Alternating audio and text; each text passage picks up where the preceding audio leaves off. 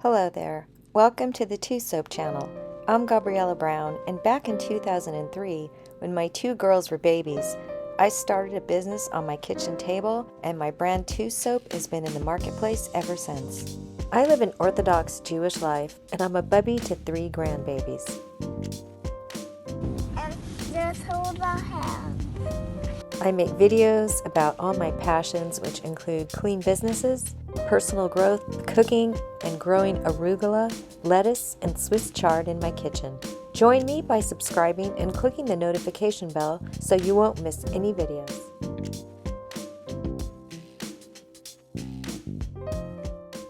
So this is new in my neighborhood.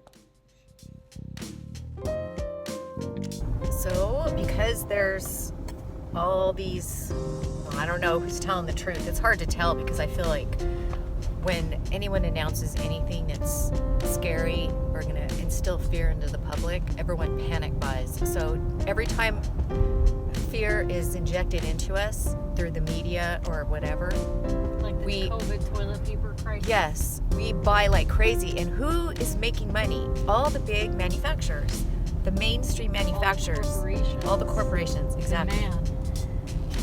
The man.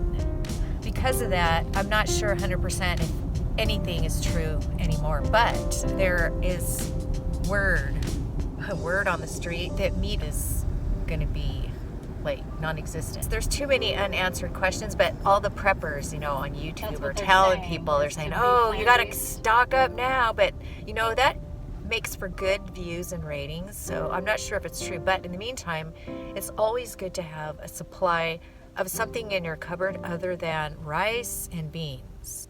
In my family, I like beans, but my husband isn't so into beans. So why would I stock up on a lot of beans if,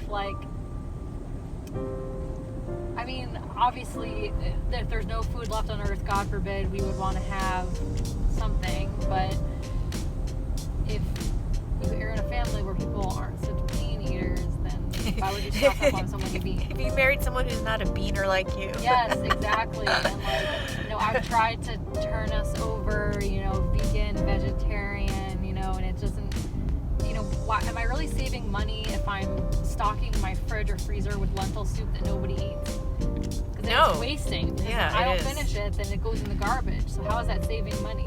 Exactly. How do you cut your costs of, kosher living out of town? That's a whole other discussion, but it kind of feeds into what are you actually going to have in your house that you're really going to eat.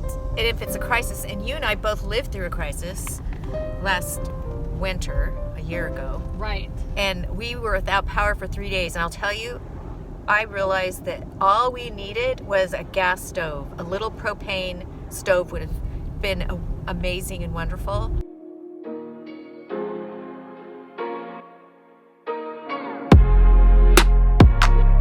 I don't know if the meat crisis is true, but in the meantime, it's always good to have some canned meat in your house. And I don't eat Spam. I don't need Spam. Spam is for your inbox.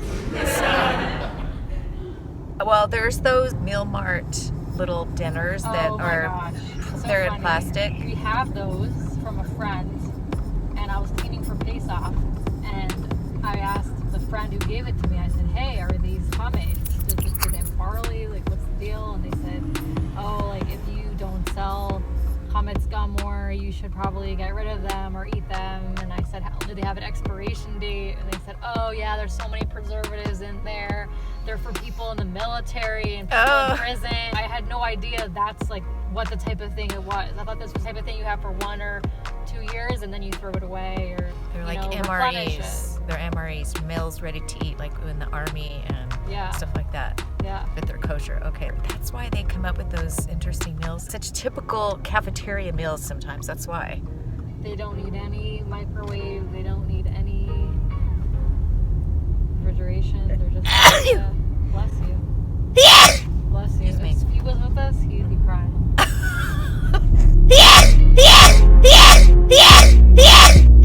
And just hold our hands. Not knowing if we are going to be in a meat shortage, in the meantime, I want to make some canned brisket. That's my plan. I just think thinking about it constantly. I'm obsessing on it, and I know it. As soon as I turn my kitchen over, and it's kosher Pesach, it's canning up that brisket. You know, I said baking it to perfection, but really it's baking it to almost perfection because the canning will take it to perfection. Right. You know, so just a little underdone, and then the canning will take it to the next level. And I'm thinking, if I was able to take just salmon and put it in a salt brine and make that amazing, remember how amazing it was? That amazing salmon, that canned salmon. It was just beyond delicious. That's exactly where my mind went when you said, well, I'm going to start canning. It was so good. Knowing that if that was that good, I just feel like the beef would be delicious. And I got the deckle, the roast beef, the second cut, which are softer. And if it sits in juice, it just makes it better. So I am excited. And God forbid, but if there was some kind of weird shortage next year, we would have brisket for Passover.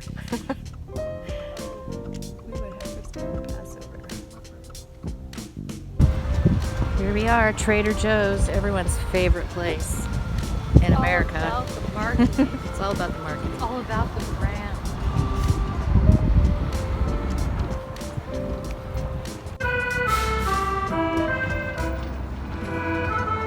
I see, who's this guy in the corner? Full of family, friends, and food as you gather to celebrate this special time of year. Happy Passover from our family to yours.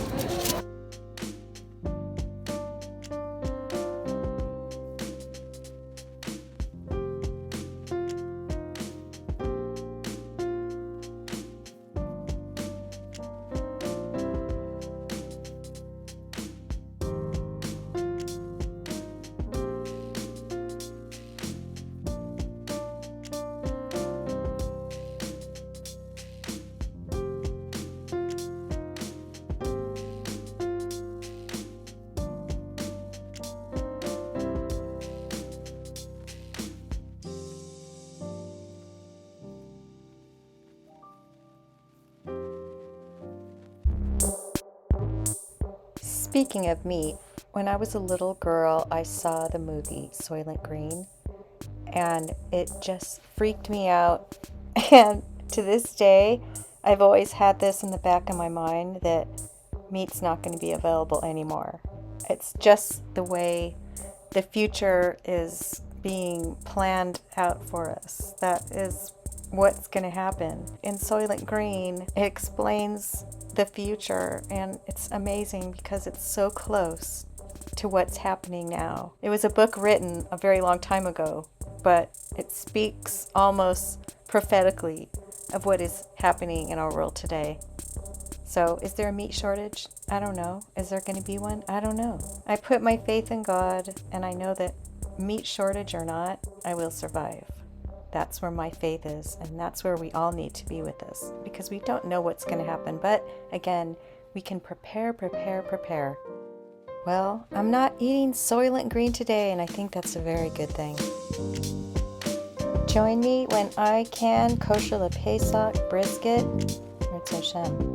Everything will turn out. This is something new. I haven't done it before, but I feel very, very motivated to do this. So join me. And make sure to click subscribe and hit that notification bell so you won't miss any of the videos. This is Gabriella Brown. Thank you for joining me today.